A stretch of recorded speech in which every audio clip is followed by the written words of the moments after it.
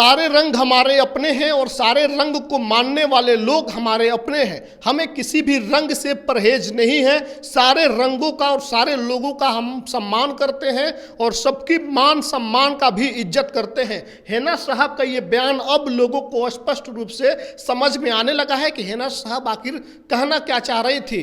दरअसल कल एक तस्वीर निकल कर सामने आई जब हेना साहब वैसे जगह पहुंच गई जहां पर श्री राम कथा चल रहा था। श्री राम जी के चरित्र के बारे में लोगों को बताया जा रहा था। वहाँ पर सैकड़ों की संख्या में श्रद्धालु बैठे श्री राम कथा सुन रहे थे और उससे प्रेरणा ले रहे थे। उसी बीच हेना साहब का काफिला वहाँ पहुँचता है और कथावाचिका जो है, जो कथा सुना रही थी, उनको रंग बस से सम्मानित करती हैं। साथ में वो खुद भगवा रंग का गमछा ओढ़ी हुई थी, हिजाब भी लगाई हुई थी।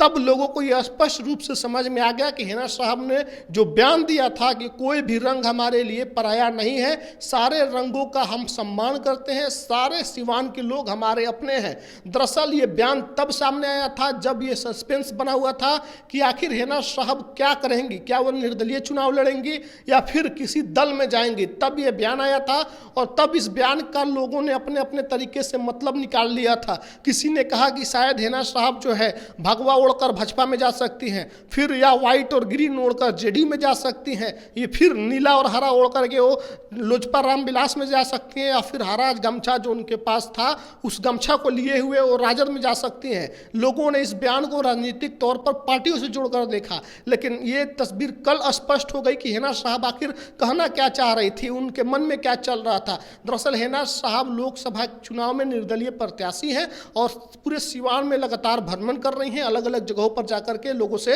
आशीर्वाद प्राप्त कर रहे हैं। इस दौरान हसनपुरा नगर पंचायत के उसरी बुजुर्ग स्थित शिव मंदिर प्रांगण में चल रहे श्री राम कथा को सुनने पहुंचे लोगों के बीच पहुंच गई और वहां पर पहुंच करके सभी लोगों से उन्होंने आशीर्वाद लिया। कह रही थी उनको भी उन्होंने सम्मानित किया हम वस्त्र दे करके और उनको सराहा कि आप इतने अच्छे काम कर रही हैं, आप धर्म के लेकर के लगातार लोगों को जागरूक कर रही हैं, लोगों को असलियत बता रही हैं कि असल धर्म क्या है।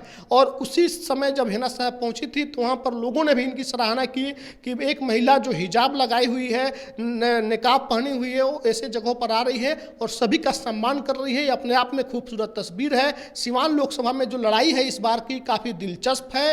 एक तरफ राजद ने अवध बिहारी चौधरी जो पूर्व स्पीकर है विधानसभा को, उनको टिकट देकर चुनावी मैदान में उतारा है। वहीं एनडीए गठबंधन ने जेडीयू को टिकट दिया और जेडीयू की तरफ से विजय लक्ष्मी जो है जेडीयू की कैंडिडेट के तौर पर चुनावी मैदान में है। हेना साहब इस बार किसी भी दल में नहीं, निर्दल जनता के साथ चुनावी मैदान में है। वो लगातार कह रही है कि जनता मालिक है, जनता जो फैसला देगी हमें कबूल है। और